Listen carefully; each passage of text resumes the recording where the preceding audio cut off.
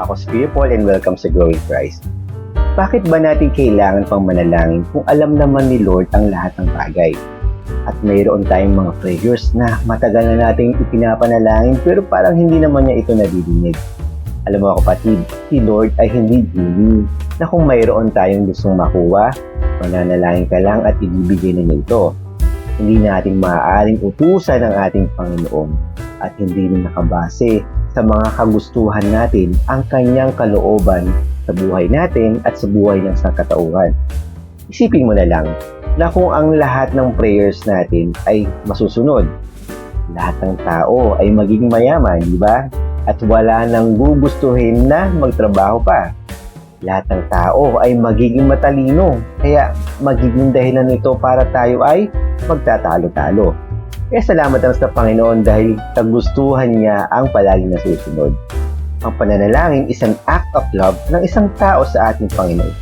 Sa patuloy na pakikipag-communicate o pakikipag-usap natin sa Panginoon, dito lumalalim ang ating love relationship sa Kanya.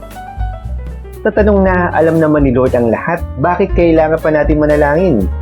Ang sagot dito ay kahit alam na ng Panginoon ang lahat ng ating mga panalangin, gusto niya na palagi mo siyang o natin siyang kinakausap. Alam mo, dahil sa prayer, mas lalong lumalalim ang ating kaalaman patungkol sa Kanya. Pagmamahal, pagtitiwala, at pagpapakita ng ating humility and full submission sa Kanyang sovereignty o pagka-Diyos. Sabihin natin sa Kanya lahat ng ating mga nararamdaman, mga pangangailangan, mga pagpupuri at pagsamba, paghingi ng kapatawaran, pasasalamat, paghingi ng gabay sa mga decisions natin sa buhay at mga tanong na hindi natin kayang maintindihan.